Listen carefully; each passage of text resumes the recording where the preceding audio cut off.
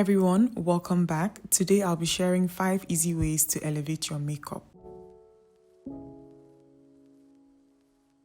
First thing that I would always recommend that you do is moisturize your skin irrespective of skin type. I have oily acne prone skin and hydration is a must. This is so important because it's going to give every other thing that you're going to put on your skin a good base, okay? I like this one that I use, this moisturizer from Charlotte Tilbury, or you can use any moisturizer that works for you. Dry skin, combination skin, oily skin, just make sure that you moisturize. Your products are going to look 10 times better. Your makeup will look 10 times better if and when and after you moisturize.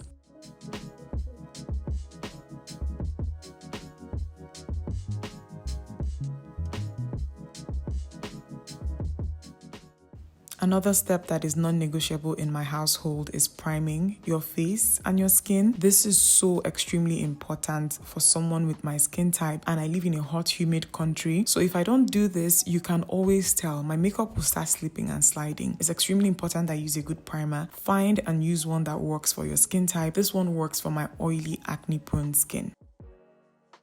One thing again that I love about this particular primer is that it's an all-over primer. It works as an eyeshadow primer and also works as a foundation primer.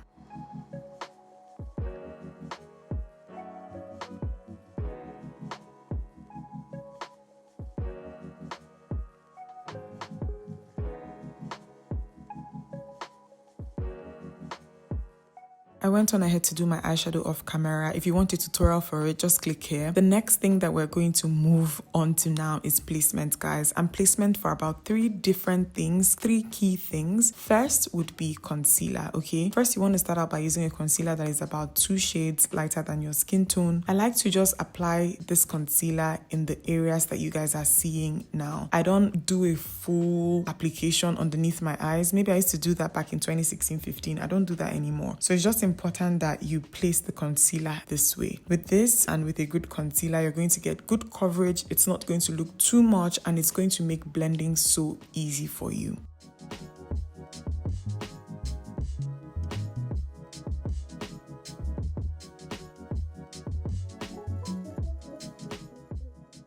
After placing the concealer, the next thing would be to blend it out. I like to use a blending sponge. If you like to use a brush, that's also fine. I take a damp beauty blender. I make sure that I get it a bit damp and bouncy, and then I start blending out. I take my time. The concealer that I'm using for this works so great. It's tried and tested, but just make sure that whatever concealer you use, it's not a concealer that dries too fast. Especially as a beginner, it's going to give you time to place things properly, 1, and then blend things out properly, 2. So I take my time with this particular step. This step is also the stage or the step where you will know whether or not your skin is hydrated most of the time, especially if you introduce a sponge. If you've not hydrated, you start seeing patches when you start blending, and you don't want that.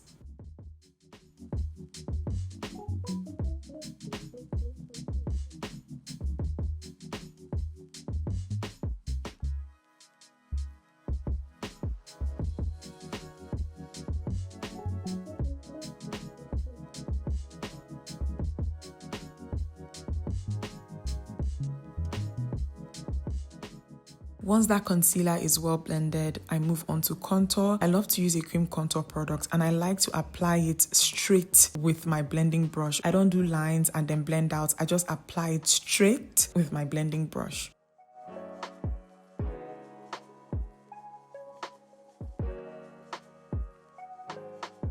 Placement in this area is also key. It's important that you apply this higher up on your cheekbones and not underneath your cheekbones. When you start buffing it in from this height, it then blends in nicely into the hollows of your cheeks. Whereas if you start from the hollows of your cheeks most of the time, you blend and you see that the contour just moves downwards and kind of gives you a harsher contour than you would like. But it's so key that you do this. I don't like applying my contour product in lines and then buffing out. I like to do this instead. Next is blush. I like to also apply my blush with a blending brush, a flat-topped blending brush. I don't swipe this product on my skin before blending out. I just go in and in a very controlled way, just like I did with the contour product, I place this in the areas that I would like. Guys, precise placement is key, okay? It is so key. And when you do it this way, you have a lot of control and you're not panicking at any point. Once I'm happy with the way that I've placed my blush, once everything looks the way that I'd like it to look, the next thing would be for me to go in with a concealer that is lighter than the first one that I used. A concealer that is about 4 to 5 shades lighter than my skin tone. I just apply it in this triangle and I take my time to blend it out. This would give my under eye a very nice lift and also snatch that area, get rid of any hollows or any shadows that I have in that area. I just like to do this. When I'm done with it, I love the way that my immediate under eye area looks. So I'd highly recommend that you do this, especially if you're after a very nice like snatch, okay? I think the word is snatch. I'd highly recommend that you do this.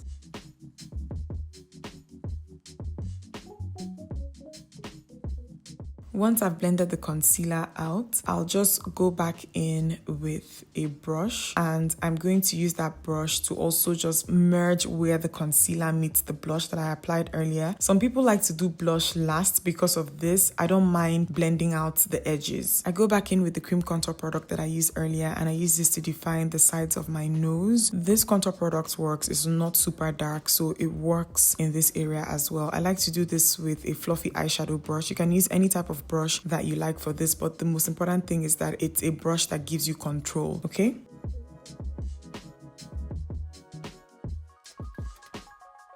Fourth way to make sure that your makeup is elevated is just setting and baking properly. Now, I don't bake for too long, but for my immediate under eye area, I like to apply my setting powder with a puff. I have creases under my eyes. Some people don't, but I find that the puff works because of the creases that I have, okay? For the other areas where I apply the concealer, I just use brushes. A small, fluffy blending brush and then a big eyeshadow brush for down the bridge of my nose. The same fluffy brush is what I use to blend out the powder that I use to bake. Again, I don't bake for too long.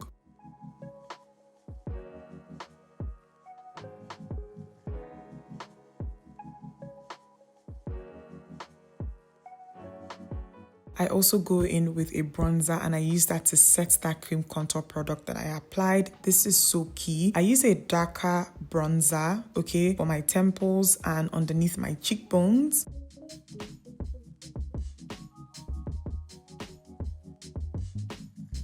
After this, I go in with a finishing powder and I use this to just set my entire face. Everything is kind of already set, but this kind of blends out any harsh lines as well. I focus on the top part of my face and the bottom part of my face. I don't apply this powder over the area where I did my blush. Now, to set the sides of my nose, I don't use the darker bronzer that I used earlier. I use a lighter one, and this one is from NYX. Now, to set the blush, I use my NYX Buttermelt blush. This is a very nice fuchsia magenta shade and it complements that cream blush that I applied so well. And it's also going to give my cheeks some definition, okay? I like to do this last after I've used finishing powder. I'd also highly recommend that you take your time when it comes to this step.